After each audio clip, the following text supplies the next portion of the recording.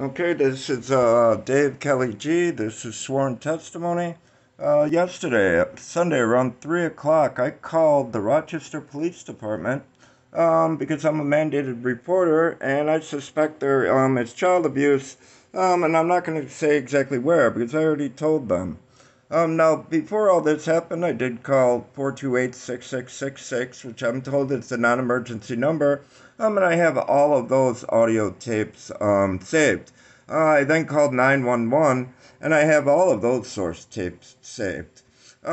So I called the police in Rochester to report child abuse outside their jurisdiction, and they wouldn't do anything about it.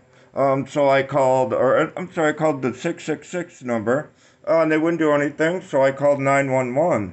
They wouldn't do anything. However, they did come out to my house, and instead of arresting me for falsely reporting an incident, they decided to forcefully put me into a back seat of an ambulance and take me to the Rochester General Hospital, which I haven't even actually put it on this board yet. Okay, there's Rochester General Hospital. I live somewhere in here. Over here is Goodman. Well, you know what I mean. Okay, so I'm over here. I'm a mandated reporter.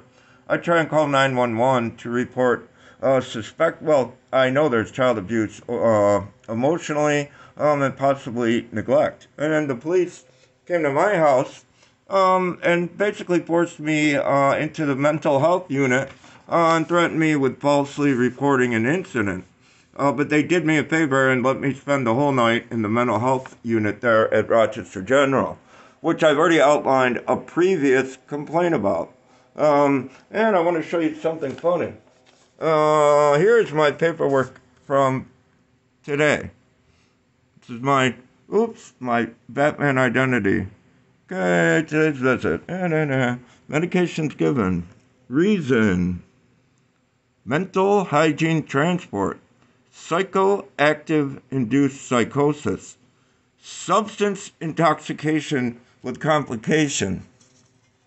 Now I'm going to show you some evidence of the substance that is. That's called marijuana.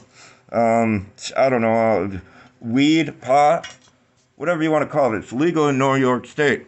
However, here's the funny thing. Last month, on May 2nd, I believe it was, or May 3rd, whenever they released me, it was a Wednesday. Here's what they diagnosed me with back then. Again, a psychoactive substance-induced psychosis, which I did not have. I did a little of that, and they're saying that, but and you'll see from my blood work that they did give me 6 weeks ago. No, there's no psychedelics in my system, nor is there any alcohol, and yet they said I was drunk. So that's bringing us back to my complaint against Rochester Police Department for arresting me, or not arresting me, to be honest with you, and not even calling the police department. They assured me was being called to take a look at my complaints. My next door neighbor videotaped the entire thing. I audio taped all of the events up to the police coming. Then I gave one of my cameras, or I gave both of my audio tapes to my next door neighbor to hold on to for me, and she can confirm everything I'm saying. I'm just waiting for her to get home.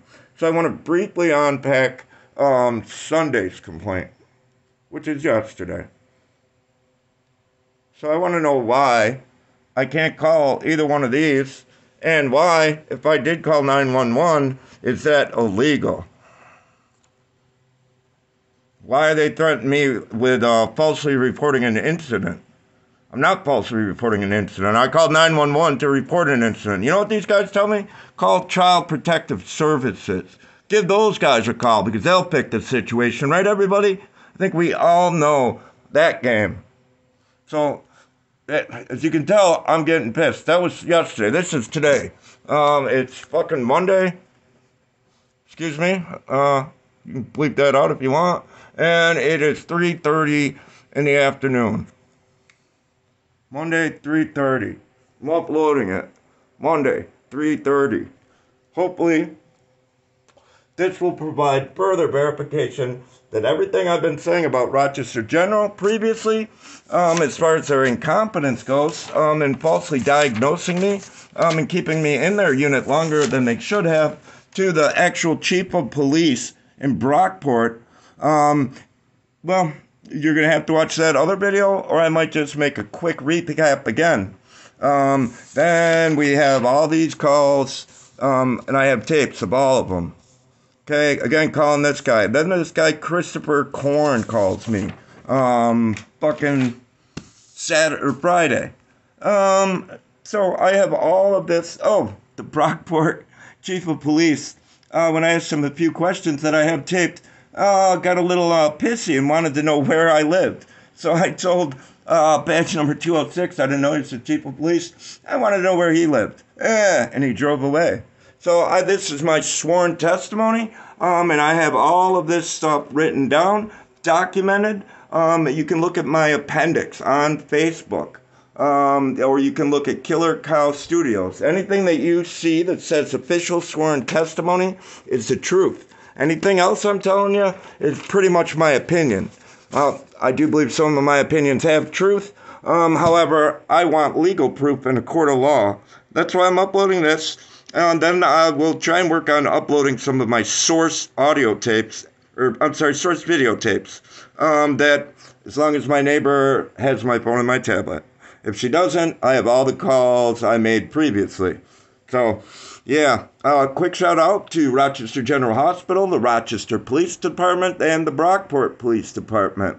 I don't know why you guys chose to fuck with me, but I'm going to bump it back to you.